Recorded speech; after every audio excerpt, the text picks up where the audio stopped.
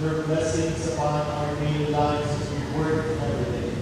Please our whole provision. And as grateful children, we offer back unto you all these things. As a part of the ministry of this church, we ask they be used for your name. In Jesus Christ we pray. Amen.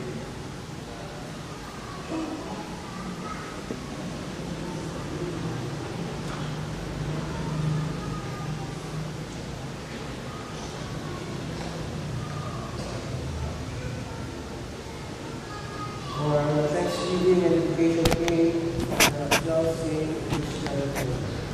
Everybody's evaluated now.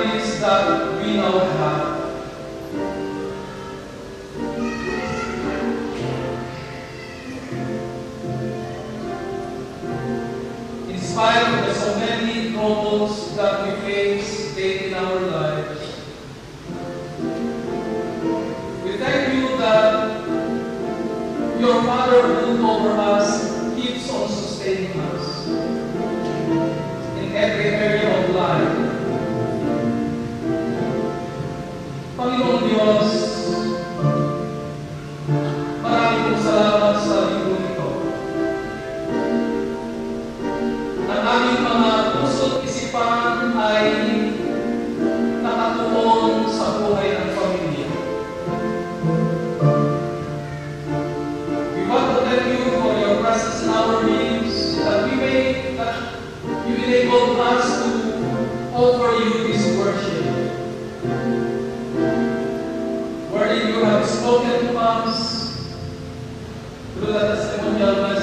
shared by your servant, our sister Miriam. We thank you, Almighty God, that because of your fatherhood over us, the family in which you have gathered us together as one continues to be the source of our inspiration and the source of our guidance by how we can truly live as families of our own. Maraming salamat, Panginoon, sa iyong pagiging Ama sa bawat isa sa amin. We come to this world without any knowledge on how we would live as family. But because, Almighty God, you have been our Father, we were able to learn to live as family under your fatherhood. Kaya, Panginoon, dalangin natin na patuloy po ninyong pagyamanin ang aming kaalaman, ang biblikal na pananaw patungkol sa pamilya. And by your grace, enable us to act according to this biblically grounded understanding of what family is all about. Maraming salamat sa pagkakataon ito na ang mga amang ito na nakalugod sa iyong harapan ay pinagkalugan ko ninyo ng katungkulang manguna sa bawat pamilya ay kanilang itinatalaga ang kanilang mga buhay sa diwa ng pasasalamat at pagtatalaga. Dalangin namin, Panginoon, na inyong pakinggan ang panalangin ng kanilang mga puso, ang mga bagay na kanilang pasasalamatan sa inyo, mga bagay na kanilang inilalangin na inyong ginawa sa kanilang mga buhay, Panginoon. Dalangin namin na manatiling punong-puno ng kahulugan sa kanilang mga puso. Maraming pong salamat sa kanilang pagiging isang lay organization sa loob ng iyong iglesia. Maraming pong salamat sa mga pamamaraan na inyong pinanggagamitan sa kanila upang makapaglingkod sila, Panginoon, sa iyong iglesia at makapag-reach out sa pamamagitan ng ministeryo sa mga buhay na dapat makakilala sa inyo. Maraming pong salamat sa diwa ng pagkakaisa na bumubuklod sa lahat ng kaatin. Dalangin namin, Panginoon, na patuloy po ninyong ibuhos sa kanila ang kapangyarihan ng iyong banal na Espiritu at manatili nawa silang nakaugnay sa inyo at manatili silang nakaugnay sa bawat isa. At dalangin namin na patuloy ninyong gamitin sa lahat ng pangangailangan ng paglilingkod sa iyong iglesia. Dalangin namin na inyong pong i-bless ang mga families na inyong ihinandol sa bawat isa sa kanila. At manatili nawang pamilyang ito kung saan kayo ay manahan sa lahat ng iyong perception. Lord, ang inyong mga anak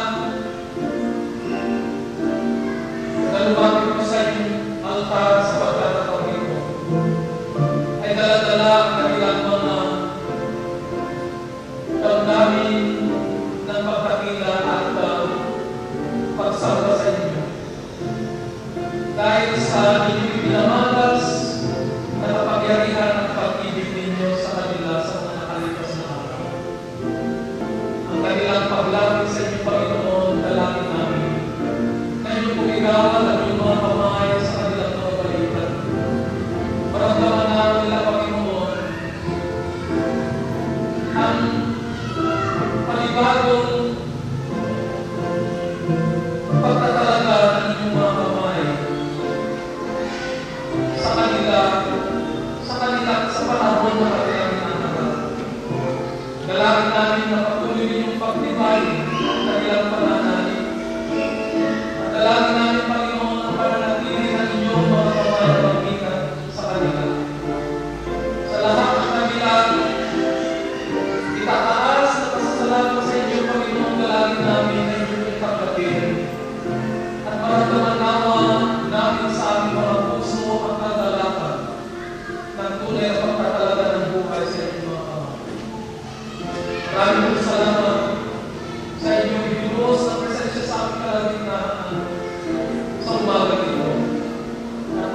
namin na maramdaman ito, Panginoon, sa lahat ng araw ng linggong darating at inyong ipagkakaloob sa amin.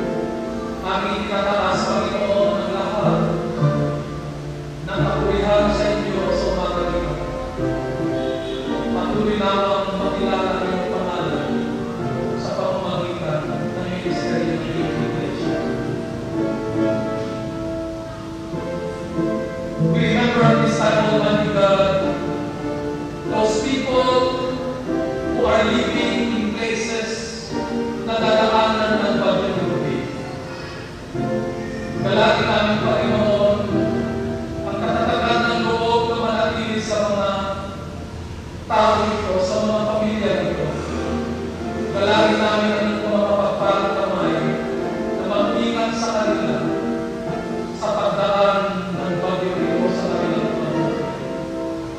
Galati din namin ang paghahanda magmula sa aming gobyerno at ang mga non-government organizations, Panginoon, na tumubo sa mga pangangailangan ng mga taong masasaktan dahil sa pagdating ng pamilya. Galati namin ang umilos po kayo, Panginoon, sa pamamagitan ng aming gobyerno, mga non-government organizations, and even your church of God. Aming tinatalaga ang lahat ng ito sa dakilang pangalan ni Kristo Jesus na aming tagapagligtas. Amen.